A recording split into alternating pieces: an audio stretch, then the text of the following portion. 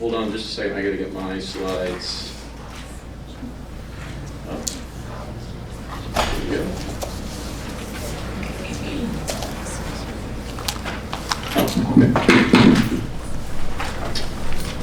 Oh wow, room filled up since I was up here.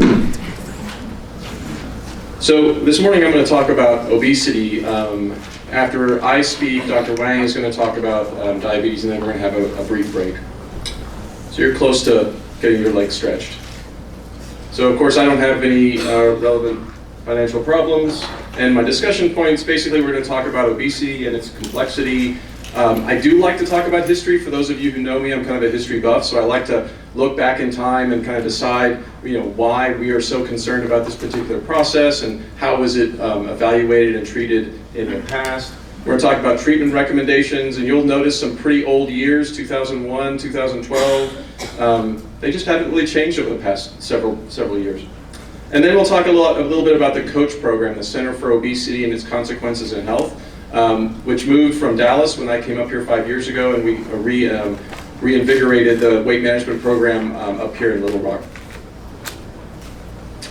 So Dr. Eduardo Sanchez was the Texas Commissioner for Health 2001 to 2004, and this statement was made for the first time in American history. This generation of children may have a shorter lifespan than their parents. We heard that as endocrinologists as kind of a call to action, knowing that of course our kids have been gaining weight since the 1980s, but we really didn't start suspecting any kind of clinical problems until we started hearing doctors like Dr. Sanchez speak like this.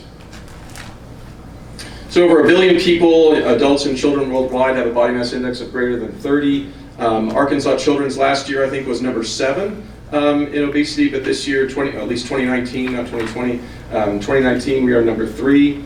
Around 17 to 20% of US children have the diagnosis of obesity, but it varies with region. So about 35% of kids in the Rio Grande Valley are obese, and it of course causes economic, social, and medical impacts that are incalculable. Here's an illustration of that. So you can see where Arkansas is. It's in the dark red, so the darker the color, the more concern there is. Colorado has always been the poster child for health as far as weight. It's always been green. I think it turned yellow sometime in the late 2000s, first decade of 2000, but it stayed green since then. Challenges, of course, over the past several years, pediatric obesity has cost us about $127 million and rising. We worry about kids, even kids for cardiovascular disease. There's many studies out there that show evidence of early cardiovascular difficulty in children. Dyslipidemia in our programs, not only our diabetes program, but in our endocrine service and also in our weight management program, we have kids that suffer from various levels of dyslipidemia. Hepatic steatosis is one of the most concerning diseases that kids have. One, because it can lead to cirrhosis and is going to be the leading cause of liver failure as early as 2030, but also because treatment strategies are relatively limited. And then of course as an endocrinologist we worry about insulin resistance and all the things that come with that, impaired glucose tolerance or borderline diabetes, which we see a lot of kids for that, and the end result being type 2 diabetes. One of my colleagues wanted me to touch base a little bit about a particular part of this slide, the fasting insulin study, which is on y'all's left. So the red line down there is basically our capacity in our COACH program in Little Rock. So we can see a little bit under 1,000 kids per year, and this doesn't include Northwest Arkansas. I look over at our colleagues from the Northwest. They are now beginning or have begun a weight management program up there. But this slide does not depict that, so we can see a few more kids than I'm depicting here. But you see, as we follow to the right, impaired glucose tolerance, you see about 3,000 kids in our population. True type 2 diabetes, proven type 2 diabetes, about 700 kids. By the way, we follow a little bit over 200, so we're missing about 66% of our population of type 2s in our clinic. We are not seeing them. Many reasons behind that, which I'll touch on later. NAFLD, which is non-alcoholic fatty liver disease, you're talking around 11,000 children. That is the process that can begin steatosis and liver failure. About 10,000 with dyslipidemia from our previous talk, and abnormal TSH in about 3,000 kids. And then abnormal vitamin D levels, of course, are rampant in this clinic. About 90% of the children that we see, but about 30,000 children, if you round up, can be seen. The one point I think is, how many doctors is it going to take to treat all the kids in Arkansas with obesity? It's going to take a lot more than even in this room. We're going to need more dietitians, more physical therapists, a lot more psychologists, more nurse practitioners, etc.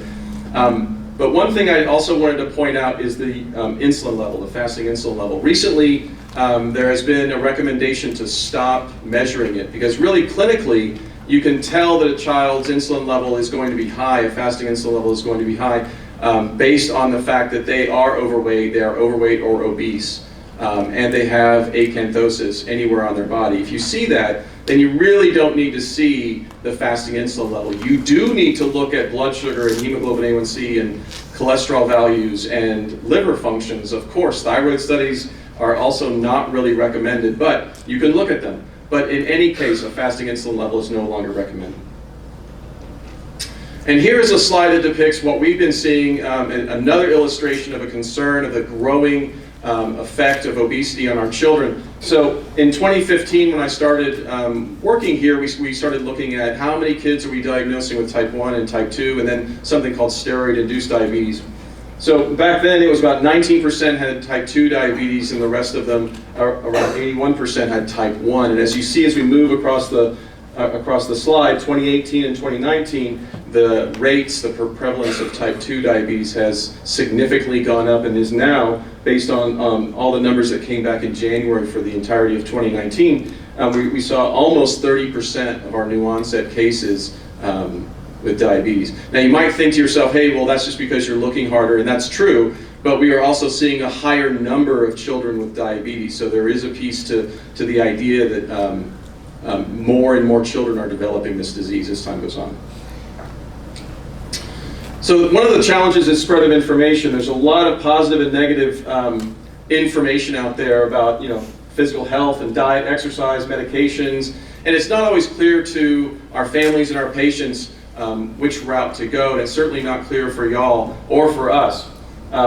Data about obesity is sometimes confusing. There's a lot of negative psychosocial consequences with obesity, and then personal freedoms have actually been questioned. So DHS and Child Protective Services have been sometimes considered in the evaluation and treatment of obesity. There was a paper by Dr. Ludwig about a decade ago where he advocated for the institution of consulting Child Protective Services in a family that could not get their child to lose weight. That has since, of course, been ridiculed, and there's been a lot of controversy to it. We don't practice that at all. I want to make that infinitely clear, that we don't contact DHS because we can't get a family to lose weight. But it has been out there, and it is a concern for some families. And then if you look a little bit deeper in some of the literature, there's been some court cases as well with families with obese caregivers denied the option to adopt children. So there is some discrimination. So there was a research study back in 2001 that proved that society as a whole does not tolerate obesity or those affected by it. So about 28% of teachers sampled in one survey say that becoming obese was the worst thing that a person can happen to. Parents provided actually less college support for their overweight children than their normal weight children. Now how they figured that out, I have no idea. And then other areas of bias, like I said before, is the workforce, adoption proceedings, jury selection, and in fact, housing. So now we're going to get into a little bit of the history of obesity. Of course, we've seen proven documentation of obesity being part of life since the Mesopotamian era, ancient Egypt, but we're going to really start with the 1860s in England with a man by the name of William Banting, who was a carpenter and an undertaker. And as you see by his quote, he said, I could not stoop to tie my shoes, so to speak, nor attend to the little offices humanity requires without considerable pain and difficulty. He weighed about 202 pounds, which in British terms, 14 stone, 6 pounds. Okay, we follow kids quite commonly in the coach program that are 300 and 400 pounds. So this guy was one of the guys that instituted one of the first recognized diets. I don't have the diet in my slide deck today, but essentially what it was a low-carb diet. He cut out all beer, he cut out all breads, he cut out all sweets, and basically drank water and lean meats. So that diet was published in the Letters of Corpulence in 1864, and it went worldwide. In our parlance, it would be viral. Many people read it, bought it, prescribed to it, did it, and enjoyed it. Jumping into the early 1920s, from the 1900s to the 1920s, we have a change in the vision of people that were overweight or obese. So, of course, Teddy Roosevelt and William Taft were our presidents. Santa Claus became very popular back then. And these were guys that were not thin. They were considered healthy, robust, influential, and powerful people. So this vision of obesity was no longer kind of weakness that we view it today. It was something quite different. But then in the 1920s to 1940s, things changed. The French began with some fashion people to say that becoming thin was a better thing to do. Flappers rebelled against the Victorian image. And during World War II, right at the beginning of World War II, of course, Rosie the Riveter was depicted as a very strong, thin, beautiful woman. Then came insurance and government. And so in the 1940s, we began to see what obesity could do to us. Unfortunately, we see now a dichotomy of government and civilian life. So the government was saying, hey, weight gain is not good for you, you need to watch out for this. But civilian life was much different. People were coming back from the war. There were people that were starving during the war, and they didn't want to have anything to do with diet or health. They wanted to eat. And so larger people became a little bit more popular. Immigrants in Europe, Hollywood even subscribed to this. Marilyn Monroe was considered a full-figured woman. A little bit later, NHES, and then adding nutrition to it became NHANES. We started looking at height, weight, body mass index, and around the 1996, using all this data, showing that we were starting to gain weight as a population, the BMI chart was published. A little aside, kind of proving how ineffective some of our government decisions and our policies can be. In 1973, the Farm Bill was passed by Richard Nixon and Earl Butz. Essentially, this Farm Bill allowed farmers to grow a lot more corn because we were trying to ingratiate ourselves to the international trade community. So we could trade corn and provide for our community. But of course, as you might guess, where this corn went, it went to Japan and other countries, and they, with all the surplus, it became high fructose corn syrup. And so all of this stuff was, in surplus. We started adding it to all our foods, and essentially we paid a $51 billion subsidizing process to grow cheap corn. And in the end, create processed fast food. 2004, who saw this movie? I saw some of it. I couldn't watch all of it. The poor guy got really, really sick. There's actually a Super Size Me 2. I saw the thing on Netflix. I didn't actually watch it, but so in essence, it's very confusing, right? Social, political, popular, all of these things that we're trying to talk to families about is very difficult to engage with them because we don't exactly know what to say. What has caused this? Well, essentially, the obesity epidemic is fueled by really just a kiddo gaining about 2.2 pounds per month, which is not that much. Which means each child should be consuming around 200 to 300 calories per day. 200 to 300 calories per day. That's half of a large McDonald's French fry. That's all that is. And that will allow a child to gain that much weight. And if that is a persistent weight gain over the course of time, these children will, of course, gain more and more weight over the years. So the USDA finds that the intake for the first 80 years of the 20th century was relatively stable, but since 1980 and beyond, we increased around 300 calories per day as a population. So remember I said all they really need to eat is about 200, 300 calories extra a day, and certainly in aggregate our population was meeting and probably exceeding that. Other things, lifestyle. So how many calories do we consume versus burn? We're going to get into in just a second. the costs and quality of food. So in the very beginning of our coach program, I did look very specifically at diets in schools. And before Michelle Obama made some changes and President Clinton made some changes in our school nutrition program, especially in Dallas, around 70% of Dallas schools with over 1,000 students had multiple vending machines. One of the things that President Clinton did was took sodas, regular sodas, out of those vending machines. But what did they replace it with? You might know?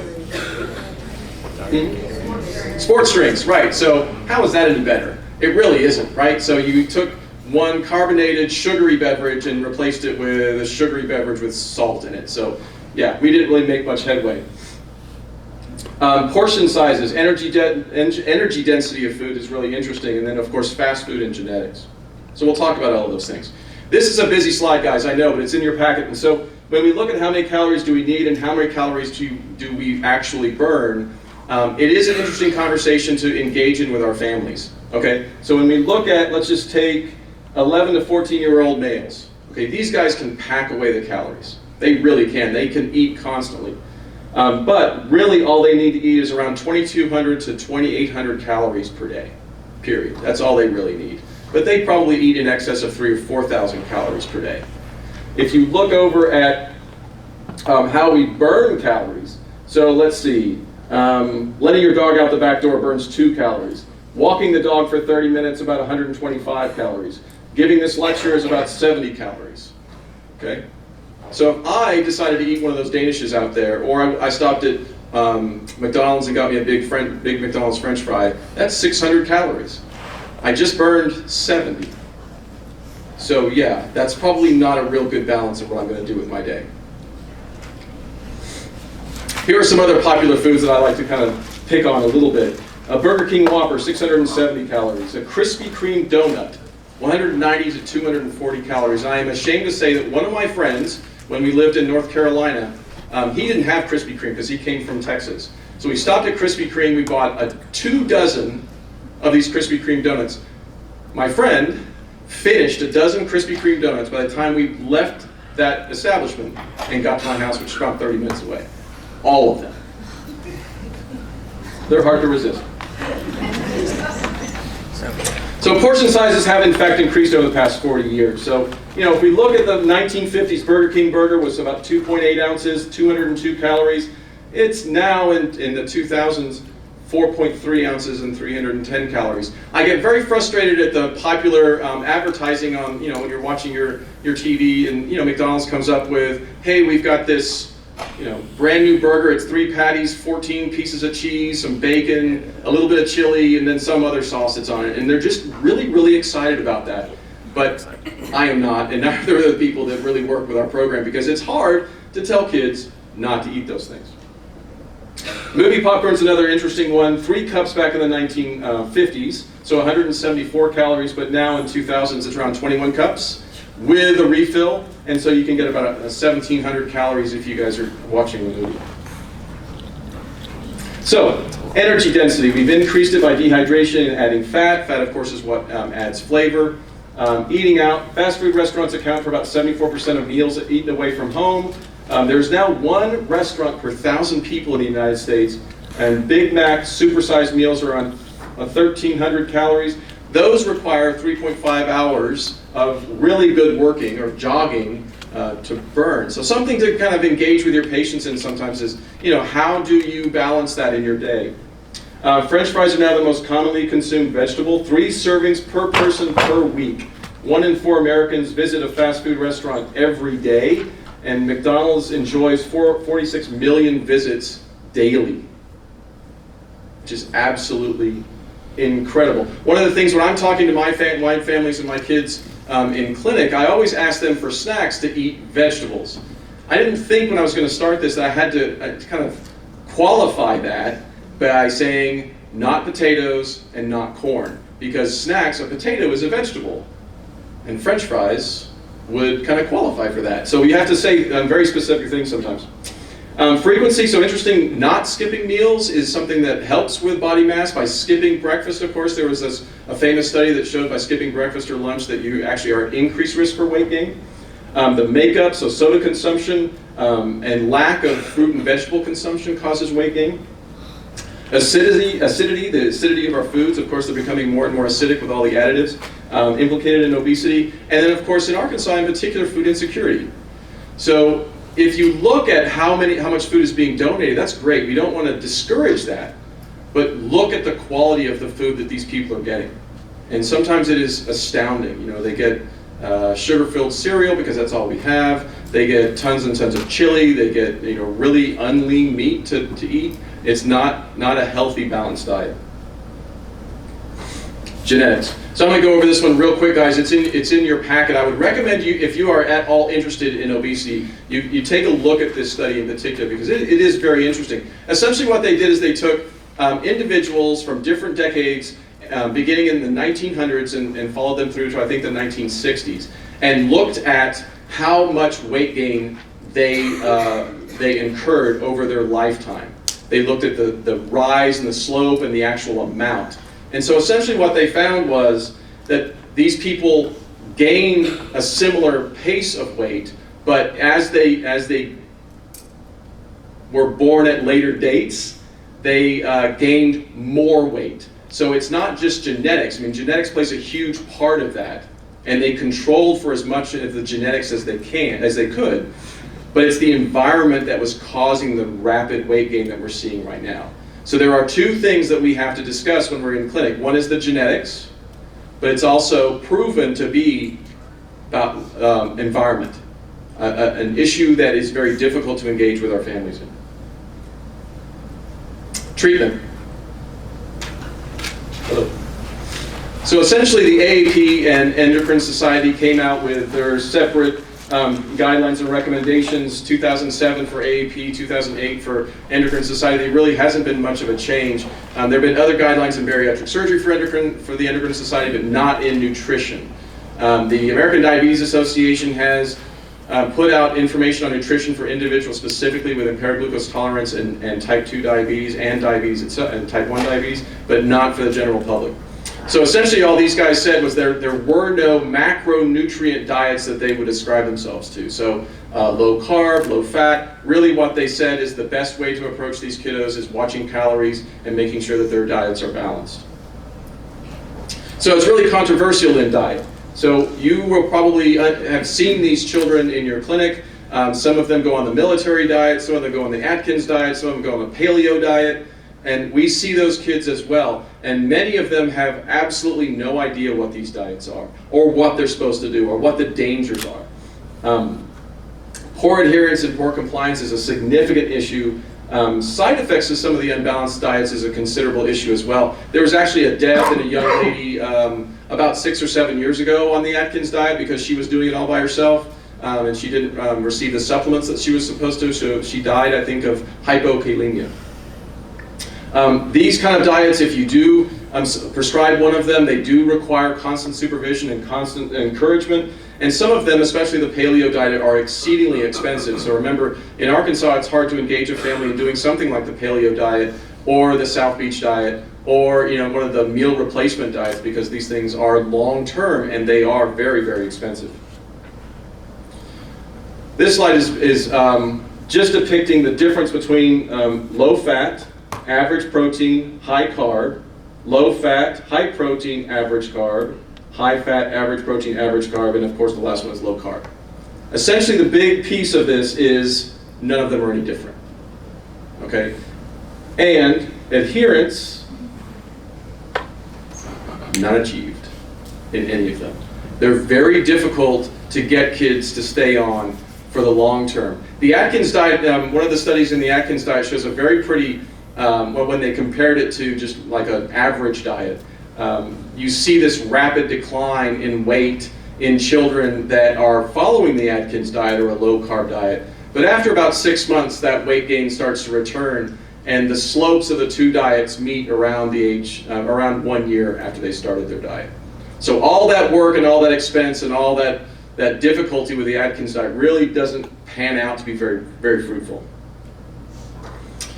Shelley Kirk et al. Found, again, kind of reinforcing what I've been saying, is that there really isn't much difference between diets. What is critical in these things, whichever one that you choose, and again, there's not really one that we can prescribe with any certainty that's better than the other, is that you stick to it. So long as it's safe, so long as the family's ready for it, and motivated for it, and understand it, they just have to stick to it. And that's when you have to kind of pull them in once a month, which is what we try to do, and kind of make sure that they're making the changes that they say they're going to make. Exercise. So I ask them to do whatever they can, whenever they can. 1 hour a day is great, but if they can only do 5 or 6 days a week, that's fine too. What I do talk to them about is making sure that they are safe, making sure that they are sweating, making sure that they are a little bit out of breath, get red in the face. But I also teach them something about the sing test. Anybody heard? Sing test? Oh, well, you guys have. So the sing test is something that's clinically very helpful for families to do at home. It used to be, you taught the family how to measure their pulse, keep their pulse in a specific range. That's kind of hard to do with kids.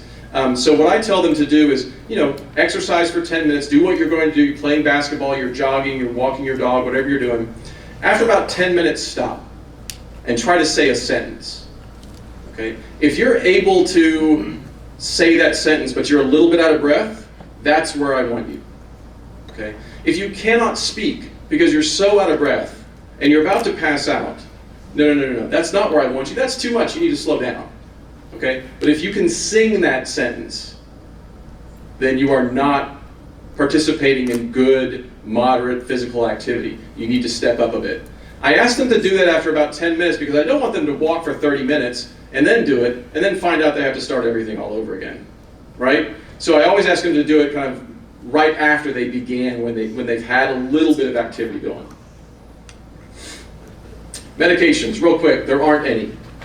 Period. There are just none. Insurance won't cover them. Side effects are pretty significant.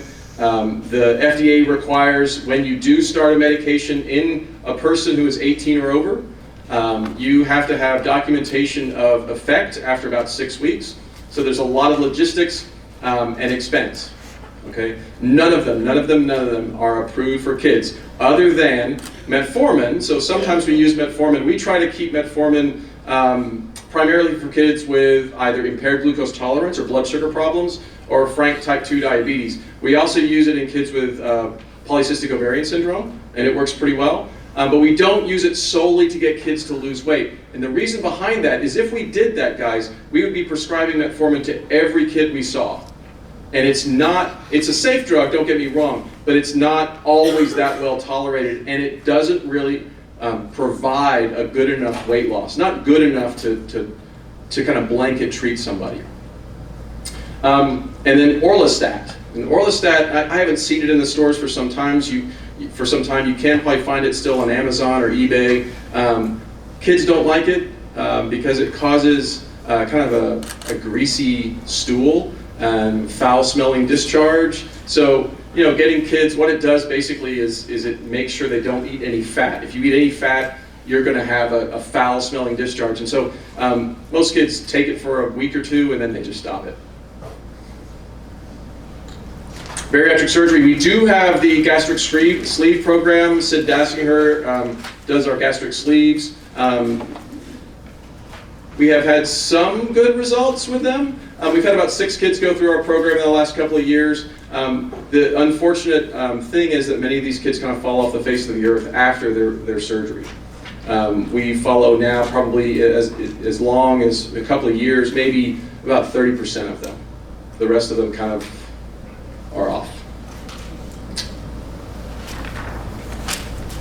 So, lots of choices, no real consensus, right? So I'm not sitting up here and telling you exactly what diet to use, exactly what sport to do, which gym to go to prescribe the right workout. That just doesn't exist. So, essentially, for diet, lower calories, we find one that fits for each patient. Very difficult.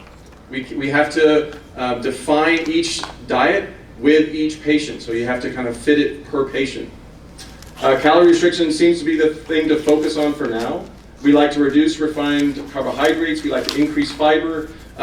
Getting a trained dietitian involved is critical, not only from the fact that she's educating these families, but also to make sure that she is doing the right thing for them and teaching them in the right way and following them. Exercise is very important. Drugs, like I said before, there really aren't any, but there are, I guess, a select few if you have metformin in your mind. And then bariatric surgery really is here. And the studies so far suggest that bariatric surgery is what is in the future for some of these individuals who have morbid obesity with multiple complications and have a weight that's, well above what we would expect to be able to lose on diet and exercise program. So, COACH, the Center for Obesity and Its Consequences in Health. This began in Dallas in 2007. So it's been around for some time, and I'm going to illustrate what we saw as far as volumes in Dallas, so don't take these numbers to heart. The COACH program that we have here in Arkansas has gone through several iterations, improving itself and looking at quality improvement programs. So I know some of you are very frustrated with the COACH program, and I do apologize, but really it's because we're trying to make it the best fit for our community and make sure that we're approaching these kids in the right way. So in Dallas, of course, when we started this program, we started to see quite a few kids. So we had scheduled visits, completed visits, and referral volume. In the very beginning, we were getting around 1,000 referrals, but actually seeing around 780 kids. So they were actually coming to clinic. They were doing pretty well. As time went on, our referral volume went up, and our scheduled visits went up, and our completed visits went up as well. So in the very end, in 2011, we were seeing somewhere around 2,500, 2,600 kids per year. Outcomes. One of the slides that I really want you to heed to is this. It's called attrition.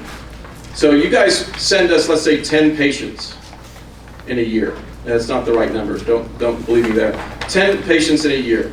After the next several visits, we'll end up with maybe one. So attrition rates were probably around 40 to 60% per visit. We're trying to see these kids every month for about 6 months. So by the time we start off with 10 kids, at that 6-month visit, we're down to 1. So attrition is atrocious. It's not just for obesity, it's not just for insulin resistance, it's also for type 2 diabetes. Michelle Hutchison, who will get up here in just a little bit and speak, looked at type 2 diabetes in Dallas, and it was the same in Dallas for kids with actual defined type 2 diabetes who were on insulin. So there's something about this population that we really have to find a way to engage them and bring them back to clinic.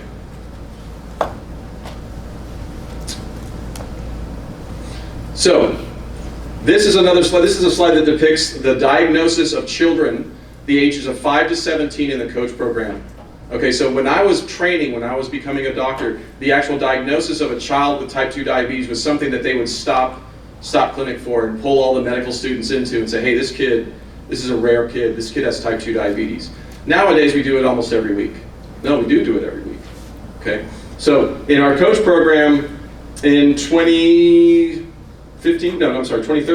we saw about 800 kids in this cohort. 75% of them had normal blood sugars, but 25% of them had abnormal blood sugars.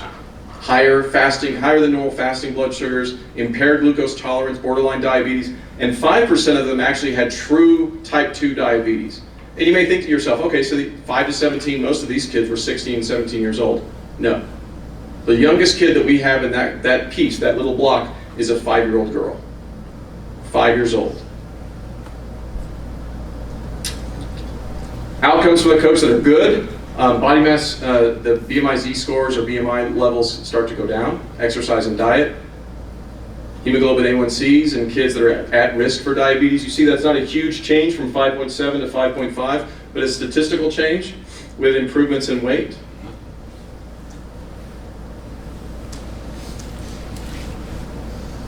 Now let's skip that one. So 67% of the kids in the COACH program received a decline in BMI Z-score. We saw a small decrease in hemoglobin A1C. We saw improvements in diastolic blood pressure, and ALT, AST. We saw increases just with weight loss in vitamin D levels. So the conclusion of my talk is essentially, I don't want to be negative about it. I think we have a bright future in treating kids with obesity. We just have to kind of stay the course and make sure that we're as effective and encouraging to these families as possible, open to these families, accessible to these families as possible, and using the standardized best practices that we can. Unfortunately, at this point in time, standardized best practices really don't exist. We have to kind of think on the fly. We have to standardize each care plan for each patient. That's what makes our job in the COACH program exceedingly difficult. It makes what your job in general pediatrician office is very difficult as well. One piece of advice, if you would like, when you are considering the referral process to get a kid with obesity into our program, I am always available through email. If you stop me, I'll give you my email. I don't want to shout it out here because it would be hard for you to write down the way I talk. But you can always email me and say, hey John, I'd like for you to see this kid and tell me a little bit about them, and I'll get my schedulers to put them in.